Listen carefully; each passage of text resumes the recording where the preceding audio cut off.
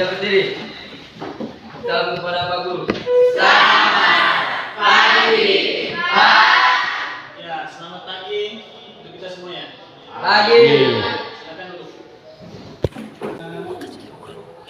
Sebelum kita mulai pelajaran di pagi hari ini, Pak Guru, salah satu dari kalian kita dalam doa. Pak Guru, sebelum mulai kegiatan pada pagi hari ini, doa mulai. Oke, baik, terima kasih sudah mendukung kita dalam doa. Oke, selanjutnya Pak Guru absen ya. Ahmad Bustari, Iya, Pak. Andriana. Iya, Pak. Oke, baik. Kita akan mulai pembelajaran kita. Pada pertemuan sebelumnya kita sudah belajar tentang akhir zaman pendudukan Jepang, di mana Jepang ketika itu menyerah tanpa syarat kepada sekutu, di mana yang itu ditandai dengan terjadinya peristiwa Hiroshima dan Nagasaki. Ketika itu sekutu, dalam hal ini Amerika Serikat, menjatuhkan bom atom di dua kota pusat pemerintahan Jepang, yaitu Hiroshima dan Nagasaki.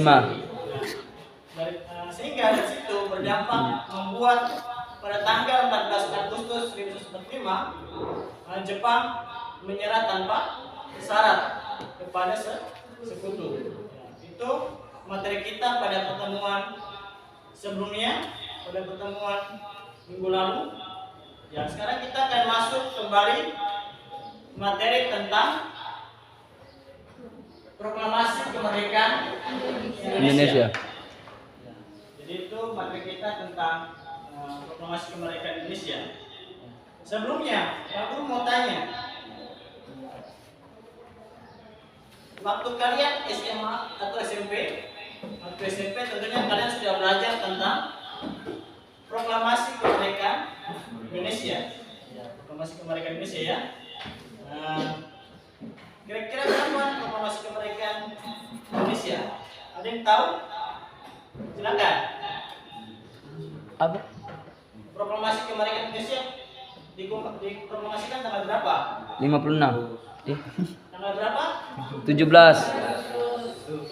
Agustus 1900 berapa? 45. Nomor nih sasal. Jadi itu.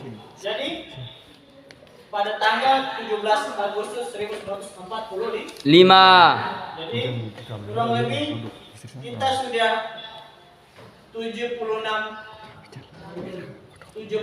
tahun Indonesia, Pak. Itulah bagian dari tonggak sejarah perjalanan bangsa Indonesia.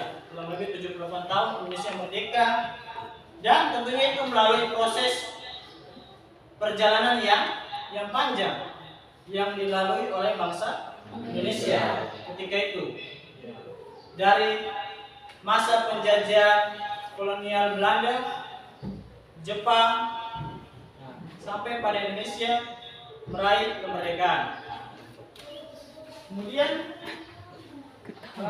tujuan pembelajaran kita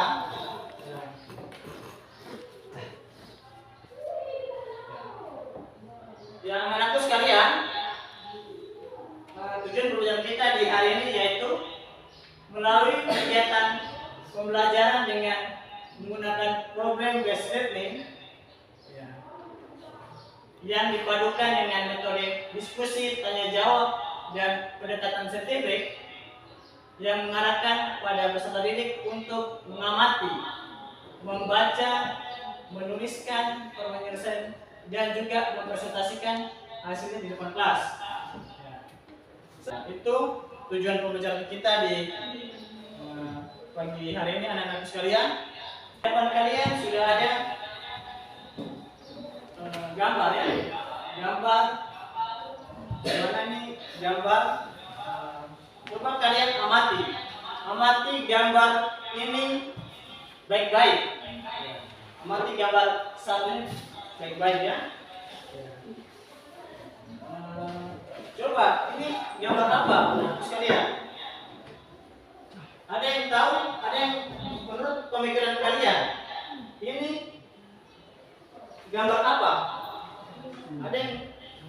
bisa menjelaskan atau memberikan pendapat. Ini gambar apa? Gambar satu ini. Kira-kira silakan. Ya. Silakan apa? Penyerangan kekuasaan dari Jepang kepada sekutu. Ya, penyerahan Jepang kepada sekutu. Ya, penyerahan Jepang kepada sekutu. Baik. Kemudian ada lagi? Ya, silakan. Ya. Penyerangan kekuasaan.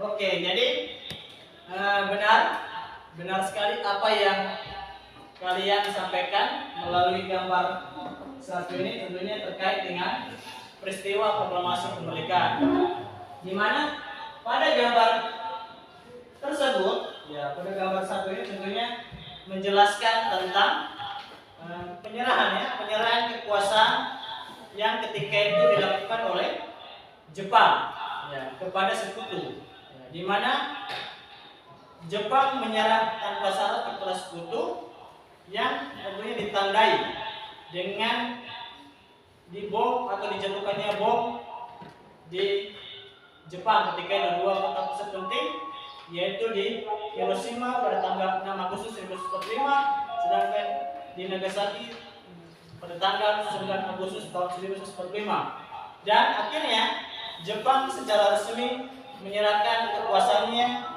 kepada Indonesia pada tanggal 15 Agustus tahun 1945. Ya, jadi itu akhirnya inilah yang menandai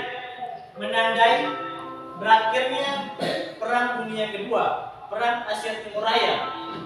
Jadi dan tentunya itu berdampak bagi kekosongan pemerintah di wilayah Indonesia. Ya. Jadi itu gambar pertama. Oke, baik. Pak Guru akan menayangkan sebuah video, ya. Untuk lebih jelasnya, Pak Guru akan menayangkan sebuah video terkait dengan peristiwa di sekitar proklamasi kemerdekaan Indonesia, Pak. Kalian simak ya. Silakan simak video ini. Sebelum proklamasi kemerdekaan bangsa Indonesia dikumandangkan, ada serangkaian penting peristiwa yang menyangkut perjalanan bangsa ini dan merubah sejarah bangsa Indonesia. Pada 14 Agustus 1945, pasukan Jepang menyerahkan masyarakat kepada pihak sekutu.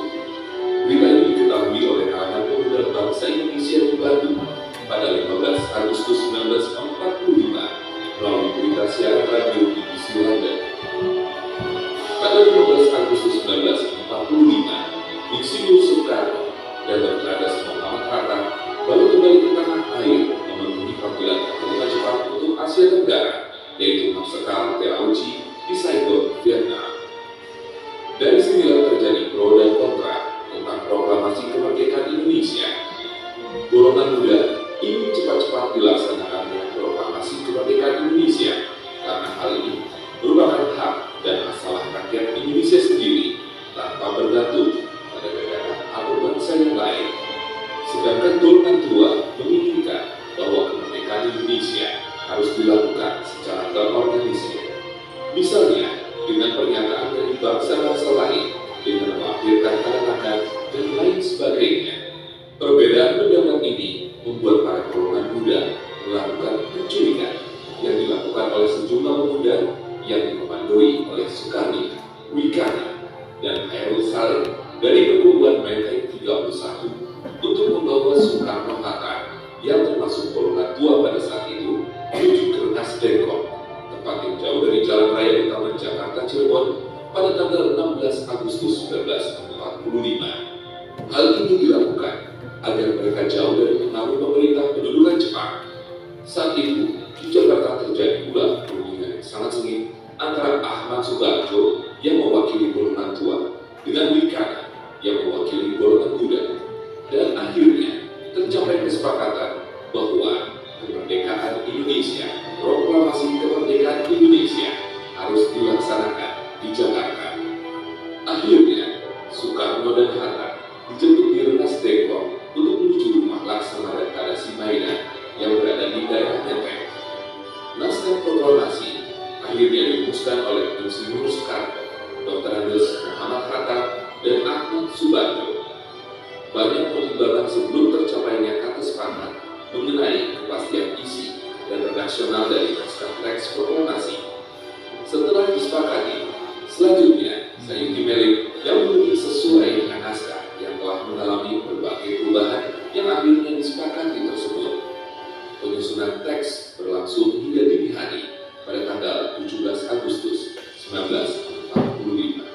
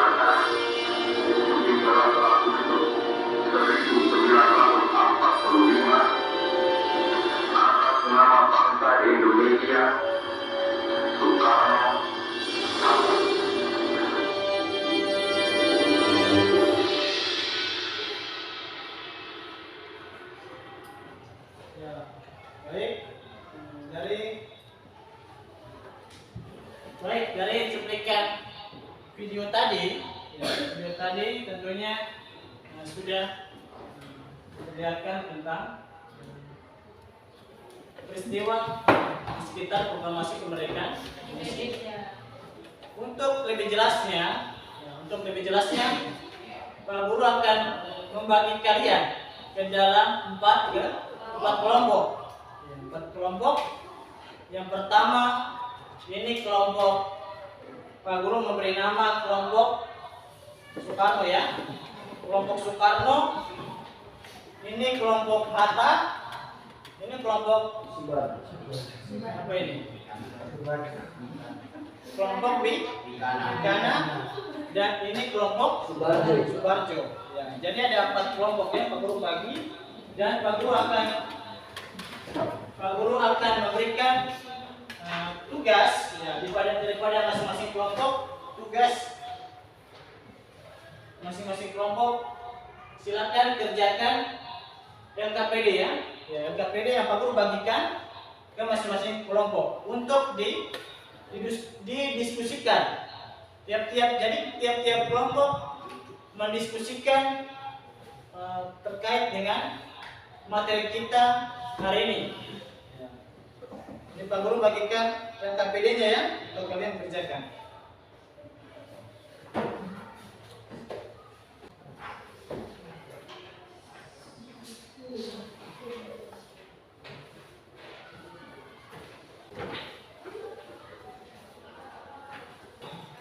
Silakan didiskusikan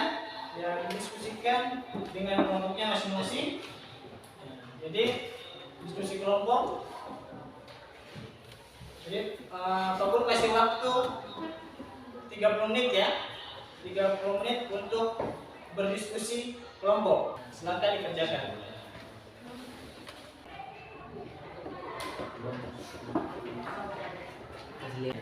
Oke. Sudah ya, sudah waktu kita ada presentasi. Pak Guru minta kelompok Soekarno untuk membacakan hasil presentasinya. Ya, waktunya sudah habis ya. Silakan. Oke. Kelompok 1 Soekarno. Jawaban apa menuju Baik. Terima kasih dari kelompok Soekarno sudah membacakan hasil presentasinya. Oke, selanjutnya kelompok berikut, kelompok Muhammad Hatta. Silakan bacakan hasil diskusinya. Silakan baca hasil diskusinya. Mungkin dari kelompok yang sudah tampil kira-kira ada pertanyaan? Ya, Pak. Sudah jelas? Sudah. Baik, dari hasil diskusi kelompok tadi, Pak Guru bisa mengambilkan kesimpulan bahwa peristiwa proklamasi kemerdekaan Indonesia ini merupakan peristiwa yang bersejarah, tonggak sejarah bagi kehidupan bangsa dan negara. Karena ketika itu para pahlawan kita mengorbankan jiwa, raga mereka, harta benda hanya demi satu tujuan, yaitu kemerdekaan Indonesia. Tentunya ada berbagai peristiwa-peristiwa tentunya yang terjadi pada masa proklamasi kemerdekaan Indonesia. Yang pertama, kita bisa melihat dari Jepang kala menyerah tanpa syarat kepada Sekutu, dan itu menjadi momentum penting ketika itu untuk memproklamasikan kemerdekaan Indonesia. Setelah Jepang menyerah tanpa syarat pada tanggal 15 Agustus 1945, tentunya ini menjadi kekosongan bagi Indonesia, kekosongan pemerintahan, dan itu menjadi kesempatan baik bagi Indonesia untuk memproklamasikan kemerdekaan Indonesia. Kemudian setelah itu bangsa Indonesia dengan giginya kemudian mencoba untuk mempersiapkan, mendesak Soekarno-Hatta untuk segera memproklamasikan kemerdekaan Indonesia. Nah, tentunya ada nilai-nilai yang tentunya terkandung dalam proklamasi kemerdekaan Indonesia, yaitu apa?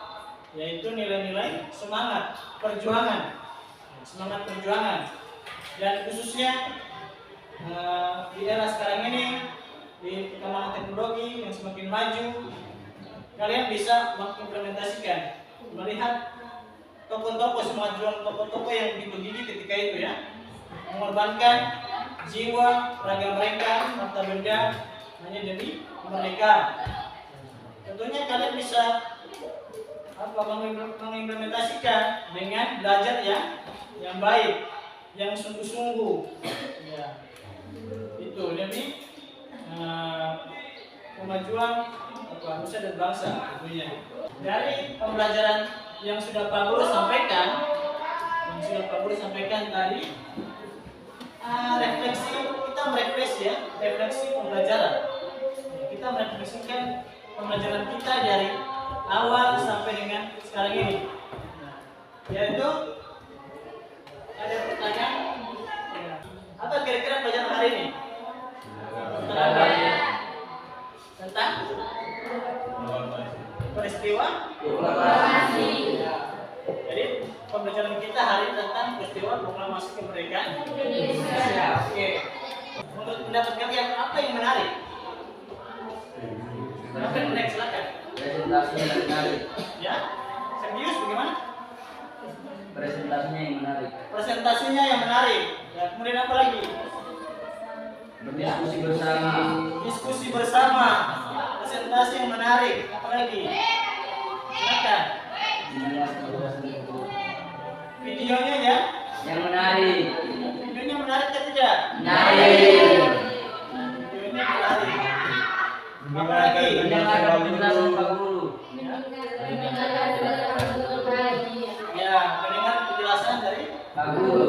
Kemudian yang ketiga, apa yang belum kalian pahami pada pembelajaran hari ini? Sudah. Apakah kalian sudah mengerti belum? Sudah, Pak. Ya, kalau sudah mengerti, jadi Pak Guru harap ke depan kalian tetap semangat ya. Pak Guru akhiri dengan doa, salah satu menunjukkan doa. Ya, salah satu menunjukkan doa.